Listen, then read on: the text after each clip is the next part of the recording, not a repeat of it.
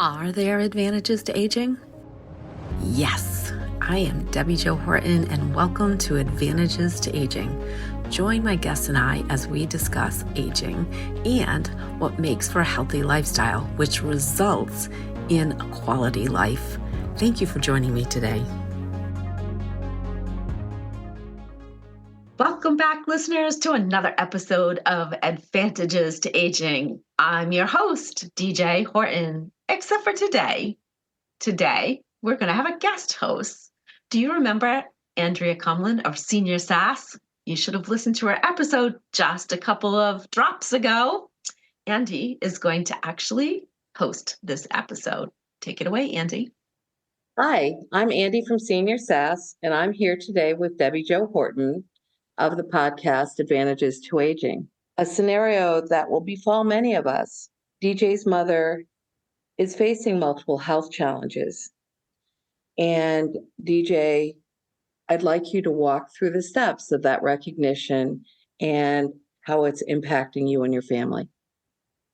Thanks, Andy. Yeah, we all hear about everybody else going through it, but when it hits home, all the things you think that you would do when you're hearing everybody else, yeah, totally out the window, because now your emotions are engaged.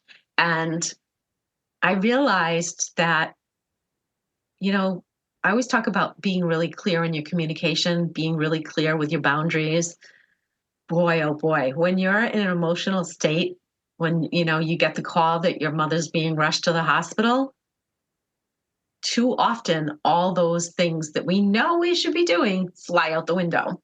And so when I got that call from my sister, before I even had the opportunity, and this was the second time mom was being rushed to the hospital, to say anything, she started flying off the handle. She was just, I could not get a word in edgewise. Now, my sister also is facing some health challenges, and controlling her blood pressure is like her number one priority. And as you can imagine, as she's like ranting and raving, driving to the hospital, I couldn't say anything. I couldn't calm her down. And I'm the big sister. So of course, you want to take care of everything. Well, she decided that in her ranting and raging that she was going to stop at the VA hospital and get her blood pressure checked before she went to the hospital where mom was being taken. And surprise, surprise, her blood pressure was perfect. Now, it has not been perfect in like forever. So the long and the short of it is I just needed to hold space for her to be able to let it all out so that she could take care of her while she was taking care of mom. And, it was like eye-opening to me that really what we just need to do is hold space, not just for the people that are going through the crisis, but for ourselves as well. And so I took it as my role to kind of like be letting all of the other family members and friends that needed to know, so that my sister could continue on to the hospital and then let me know when I needed to come over, because I also own not just this podcast, but 2 other businesses, and one of those being a tax practice. And I was deep in tax season. So knowing that I needed to continue some of that work, I think was key, where I didn't just go rush off to the emergency room and spend hours there, but kept in contact with my sister saying, when you need me, tell me, because I'm not that far away. And in a family structure like that, it's always eye-opening to realize that family members need space, including yourself, and they need grace. And in a family, you're not always conditioned to give grace. However, in these scenarios, grace is needed. Yeah, you definitely have to put your differences aside, if there are any, and just, move together as if you were one person. And it's hard. It's very hard. Yeah. So it's more of a realization, and the fact that you came to that realization is very, very important. You became a supportive person, and I have to applaud you. It took me a while to come to that conclusion myself. Well, I had the good grace to be in front of so many wonderful guests on my podcast that, I probably learned faster because of that. Yeah, thanks. Oh, you're welcome. That's I just have to applaud you. Clap, clap, clap, clap. All right. And the next question that I have is basically knowing that your mother is facing care, basically, and that some changes need to happen in your family structure, possibly, and in the support that you each give to each other. What's going through your mind as you contemplate kind of a caregiver or a co-caregiver or even a supporting role, and how that fits into your life as a small business owner and all the current obligations that you currently address? Yeah, excellent question. So I kind of feel like I'm in a hurricane, being swept all over the place, but realizing, kind of thinking back on that point that I had to give my sister some space and some grace to just kind of let out all of those emotions, I realized that, I really needed to take care of me first. And that sounds selfish, but self care is so important. And I hate this analogy because it's so overused, but you got to put that oxygen mask on yourself first before you can help anybody else. And also, not just, like holding my ground and I need these things, is having the conversation with my sister about she needed to set boundaries of what she needed, and we needed to share those with one another so that we could help support one another in that. And thankfully she has an excellent and very supportive wife, and she's got a social worker background, so knowing some of those things as well was very helpful. If you don't have a sister-in-law who has a social worker background, find someone who does, because it was really critical in really thinking through things. And you know mom, just as a lot of people, as we get into those, it doesn't even have, it's not even an aging thing, it's a, you don't tell me what to do attitude that kind of like automatically can surface for some people. Mom is always saying, well, I've always done it my way. She has multiple health issues, and she should be watching what she eats, and she should be exercising more, and she should be drinking a lot more than she is. And it got to the point where my sister had to say, well, what has that gotten you? This is the second time you've landed in the hospital in less than a month. Where has that gotten you? More of the same. So, knowing that my sister had said that, because she was like, oh my God, I can't believe I said this to mom. When I went in, I was like, so I have a challenge. You like puzzles and games. So here's the game. The game is for the next 90 days. 90 days. That's too long. Let's just do 21 days. Do all the things that the medical professionals are telling you to do. No questions asked, just do it. And she kind of looked at me and she went, that's a little harsh. I was like, well, you know, if the shoe fits, as they say, mom. And she was like, I'll try. I said, there is no try. There's do or do not do, but there's nothing in between. And I would highly recommend that you do, because I know that you get very upset that you're taking time away from us girls to take care of you. So it's time for you to step up and take care of you. And she didn't like that, but it did get her to thinking, and then mumbling out loud about, well, I suppose I could sip more of that Ensure. I was like, no, mom, don't sip it, drink it. Like, sipping it over the course of a day is still only one meal, it's not three. And a half a piece of toast does not constitute breakfast. There's no nutritional value. Ensure, if you have that whole thing for breakfast, that counts. But otherwise, it doesn't count. When she came home, she started to go right back into all the bad habits. And it got to the point where, again, and I can't go over because she has a cat and I'm highly allergic. Like within 15, 20 minutes, I'll start having an asthma attack. So my poor sister has to go do all of those things. And she lives closer, so it's easier for her to get there.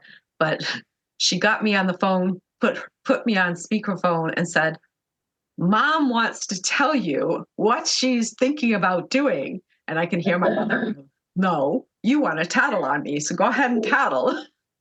I was like, what has she been doing? So my sister starts, my mother interrupts and tells me all the things that she's not going to do, and then talks herself into doing them because, well, it is only 21 days. So she listened.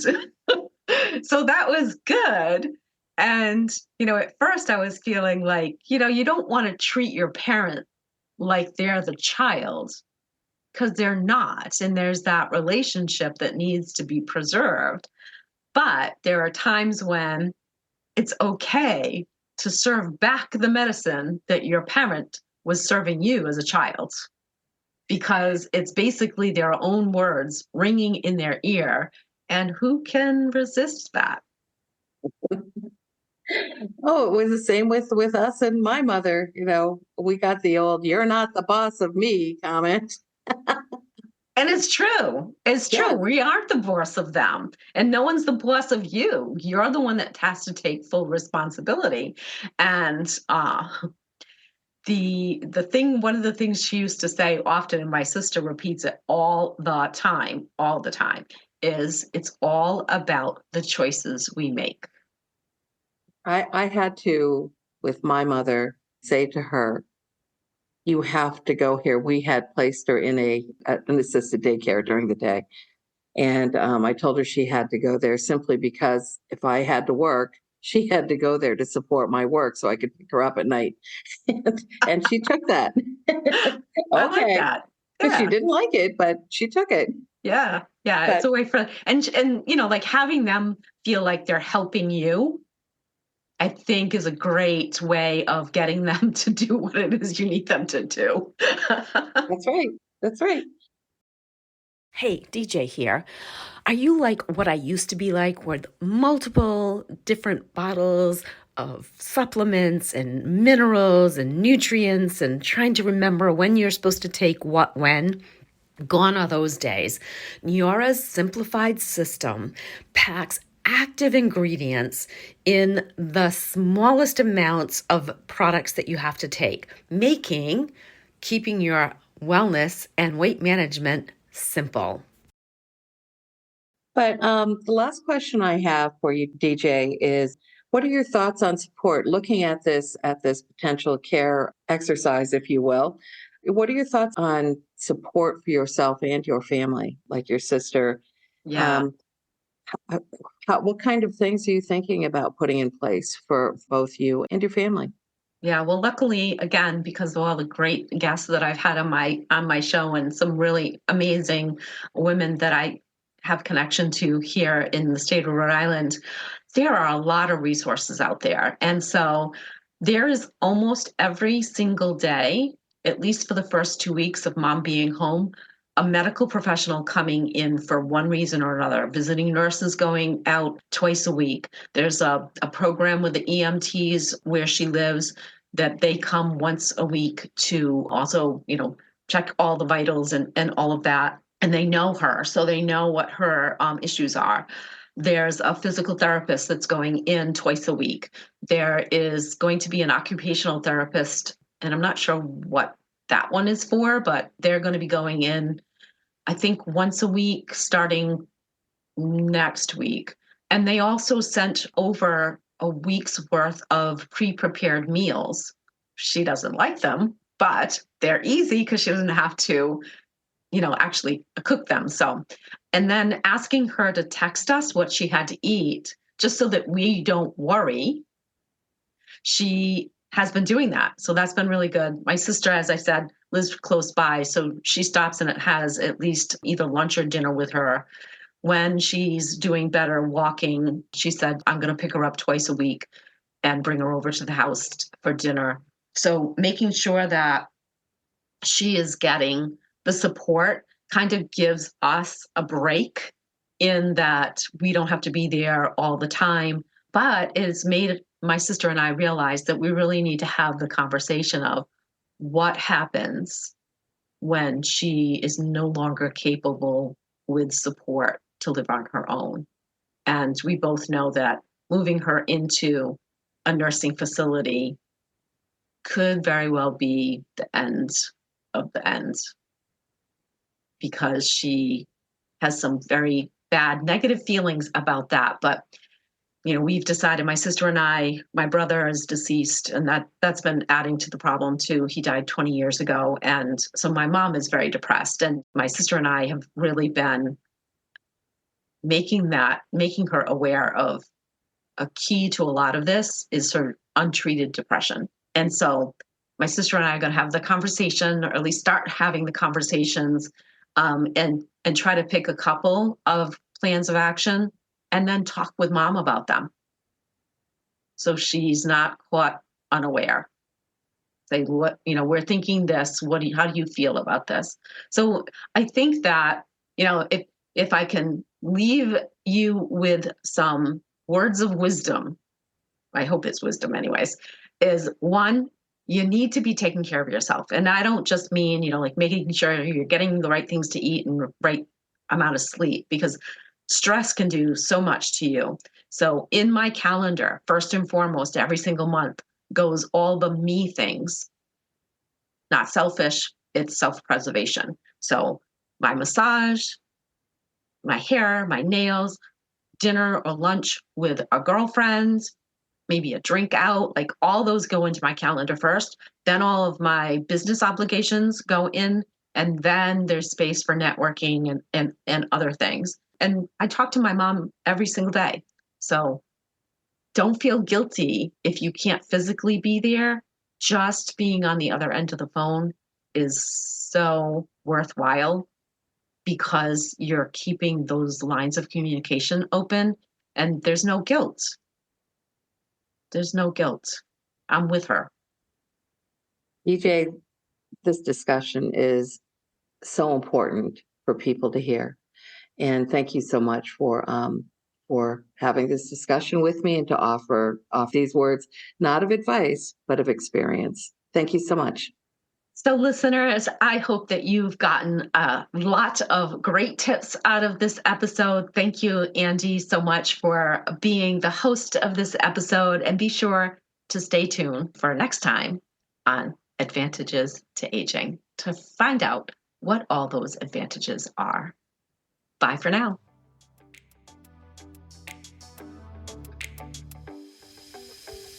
Do you think one of the biggest advantages to aging is all the knowledge we gain along the way? Me too. What did you learn today? Share with me in my Facebook group with the same name as this podcast, Advantages to Aging. Now hit subscribe so you don't miss all the tips to come in future episodes.